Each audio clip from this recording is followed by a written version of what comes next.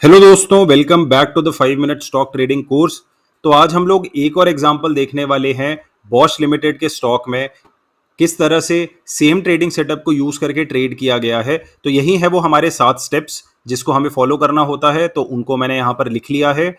इस वाले ट्रेड में जो हमारा बड़ा वाला टाइम फ्रेम है, जो हमारा हायर टाइम फ्रेम है, वो 75 मिनट्स का चार्ट है। और जो हमारा लोअर टाइम फ्रेम है वो यहाँ पर 15 मिनट्स का चार्ट है। यानी कि ये थोड़ा सा फास्टर ट्रेड है पिछले वाले के मुकाबले, क्योंकि पिछला वाला ट्रेड जो हमने बैंक ऑफ बड़ौदा में देखा था उसमें हायर टाइम फ्रेम डेली का था और लोअर टाइम फ्रेम 75 मिनट का था। तो इसीलिए थोड़ा सा फास्टर ट्रेड है पिछले वाले के कंपैरिजन में।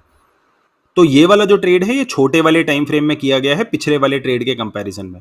तो स्टेप्स हमें वही फॉलो करने हैं। सबसे पहले स्टॉक को आइडेंटिफाई करना है जो कि अप ट्रेंड में होना चाहिए बड़े वाले टाइम फ्रेम में। तो बड़ा वाला टाइम फ्रेम 75 मिनट्स है, हम 75 मिनट्स के चार्ट में ही है।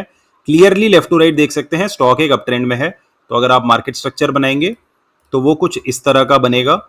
आप देख सकते हैं स्टॉक जो है वो अप ट्रेंड में है और उसके बाद स्टॉक कुछ इस जगह पर था जहां पर हम ट्रेड को बनाने के बारे में सोच सकते थे। क्यों सोच सकते थे? क्योंकि आता है स्टेप नंबर 2, हमें स्टॉक के डिमांड जोन में जाने की वेट करनी होती है। तो अगर मैं इस जगह से इस जगह पर जो रिट्रेसमेंट बनाऊंगा, उसके बाद अगर मैं यहां पर डिमांड जोन बनाऊंगा तो डिमांड जोन कुछ इस तरह से बनेगा और स्टॉक जो है यहां पर डिमांड जोन को जस्ट टच कर चुका है। यानी कि यहां से स्टॉक के ऊपर जाने के चांसेस बढ़ जाते हैं। लेकिन इससे हमारी एंट्री कंफर्म नहीं होती है। इससे सिर्फ हमें ये पता चलता है कि स्टॉक जो है वो डिमांड जोन में आ चुका है, यहां से ट्रेंड ऊपर की तरफ को कंटिन्यू हो सकता है। अब इसके बाद इस जगह पर हमें छोटे वाले टाइम फ्रेम में जाना होता है। तो चलिए हम चलते हैं 15 मिनट के चार्ट में। तो अब हम आ गए हैं 15 मिनट के चार्ट में। अब हम वापस उस जगह पर पहुंच जाते हैं। ये हम आ गए हैं सेम उसी जगह पर। यहां पर जो बड़ा वाला टाइम फ्रेम है उसकी जो रिट्रेसमेंट है जो कि यहां पर है, वो आपको एक डाउन ट्रेंड की तरह दिखेगी। तो अब हम डाउन ट्रेंड बना लेते हैं। यहां पर आप देख सकते हैं। चलिए मैं पहले पुराना वाला ट्रेंड हटा देता हूं और उसके बाद हम डाउन ट्रेंड बनाएंगे। अब आप यहां पर देख सकते हैं कि ये वाला जो स्टॉक है ये क्लियरली एक डाउन ट्रेंड में है, कुछ इस तरह से। और यहां पर आता है मार्केट स्ट्रक्चर में चेंज। आप देख सकते हैं इस वाली जगह पर मार्केट स्ट्रक्चर में चेंज आता है। Lower high lower high lower high बनते जा रहे थे, अचानक से यहां पर एक हायर हाई बना है। और हमें क्या चाहिए होता है? हमें चाहिए होता है इंपल्सिव मूव के लिए चाहिए इंपल्सिव कैंडल्स। तो क्या इस जगह पर इंपल्सिव कैंडल्स बनी है? जी हाँ, बिल्कुल बनी है। आप देख सकते हैं काफी बड़ी बॉडी वाली कैंडल स्टिक्स बनी है और जिसकी मदद से ये जो मार्केट स्ट्रक्चर में चेंज है वो आया है। और यहां पर एक विक वाली कैंडल स्टिक बनी है। इस कैंडल स्टिक की काफी लंबी विक है, तो ये स्टॉप हंट को बता सकती है। तो अब हमारा मार्केट स्ट्रक्चर टूट चुका है छोटे वाले टाइम फ्रेम में, यानी कि यहां से जो अप ट्रेंड है वो कंटिन्यू हो सकता है। तो अब हमारी एंट्री छोटे वाले टाइम फ्रेम में बनेगी 15 मिनट के चार्ट में। तो अब हम क्या करेंगे?